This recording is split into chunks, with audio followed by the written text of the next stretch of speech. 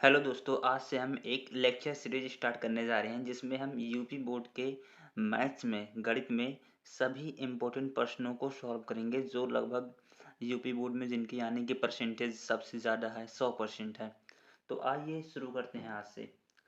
तो पहला क्वेश्चन हमारा क्या है, दो संख्याओं का अंतर 26 है और एक संख्या दूसरी संख्या के 3 गुनी है, उन्हें ज्ञात कीजिए। ये हमारा क्वेश्चन है दो चर वाले रैखिक समीकरण से। पहला चैप्टर हम स्टार्ट कर रहे हैं, दो चर वाले रैखिक समीकरण। इसमें 5 क्वेश्चन करेंगे, हर चैप्टर में 5-5 क्वेश्चन करेंगे। जो बहुत इंपॉर्टेंट है वही करेंगे बस, ठीक है। तो आइए इसको सॉल्व करते हैं। पहले दो संख्याओं का अंतर 26 है और एक संख्या दूसरी संख्या के 3 गुनी है, उन्हें ज्ञात कीजिए। इस प्रकार के सवालों को सॉल्व करते समय पहले हम सबसे पहले ध्यान से पढ़ेंगे कि क्या कह रहा है, बस और कुछ नहीं। तो माना पहली संख्या संख्या के बारे में बात कर रहा है, तो माना पहली संख्या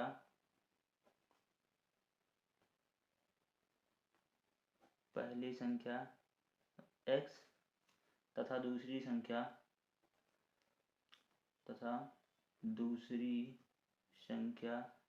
संख्या हमारी क्या है, y। मान लिया पहली संख्या x है, दूसरी संख्या y है। दो संख्याओं का अंतर 26 है। अंतर मतलब दोनों को अगर बड़ी संख्या में से छोटी संख्या घटाएंगे तो 26 आ रहा है। तो प्रश्नानुसार क्या है, प्रश्नानुसार का मतलब होता है प्रश्न के अनुसार। प्रश्नानुसार क्या हो जाएगा हमारा, मान लिया पहली संख्या x बड़ी है y छोटी है, तो दोनों को घटाएंगे। अंतर माने डिफरेंस, घटाओ कितना आ रहा है, ठीक है, कितना बड़ा है उससे। तो x माइनस वाई बराबर 26, ये हो गया हमारा समीकरण 1 बन गया, ठीक है। अब क्या बोला, और एक संख्या दूसरी संख्या के 3 गुनी है। बड़ी संख्या जो होगी वो छोटी संख्या की 3 गुनी है। पुनः प्रश्न अनुसार क्या हो जाएगा, क्या बोला, प्रश्न जो बोला वही उसे कहते हैं प्रश्न अनुसार, ठीक है। प्रश्न के अनुसार एक संख्या दूसरी संख्या की 3 गुनी है। हमने बड़ी संख्या किसको माना है, x को माना है। तो x जो है, x 3 गुना है y से। x जो है 3 गुना है, यानी ये बहुत बड़ा है। तो दोनों को बराबर करने के लिए y को हमें 3 गुना करना पड़ेगा, तब इस तो बराबर होगा। समझ में आया कि नहीं आया, y को 3 गुना करेंगे तब x के बराबर होगा। काहे के लिए, x बहुत बड़ा है, यानी x से बड़ा सबसे x है।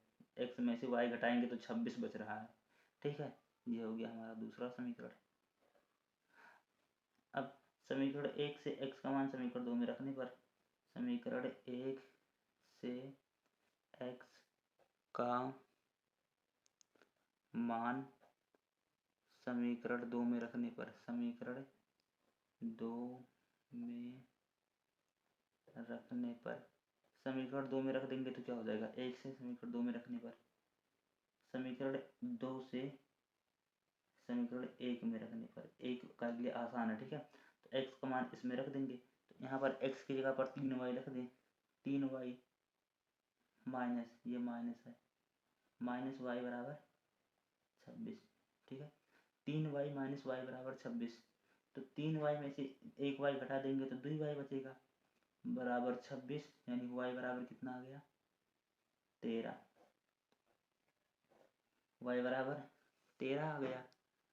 अब y का मान समीकरण 2 में रखने पर, y का मान समीकरण 2 में रखने पर, हम समीकरण 2 में y का मान रखें चाहे समीकरण 1 में रखें, दोनों से आंसर सेम आएगा। तो समीकरण 2 में रख दे रहे हैं y का मान, x is equal to 3 into 13, x is equal to 13 39।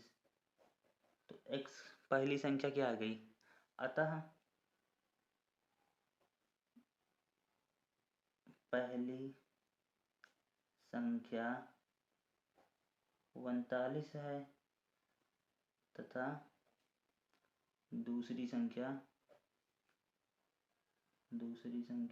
कितनी है, 13 है, ठीक है। आंसर, ये क्वेश्चन 4 नंबर का है, इसको आप ध्यान से देख लीजिए। ये क्वेश्चन कितनी बार पूछा गया है, पहला नंबर ये एनसीईआरटी का क्वेश्चन है।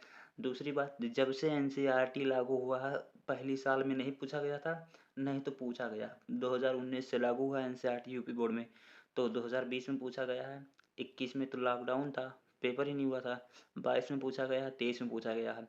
तो इसका मतलब ये 24 में भी पूछा जाएगा, ठीक है। तो इसको आप बढ़िया से पढ़ लीजिए, वेरी इंपॉर्टेंट क्वेश्चन है। और हाँ, अपने दोस्तों के साथ शेयर करिए, अच्छा लगा हो तो एक लाइक करिए, कमेंट करिए। ठीक है, जय हिंद।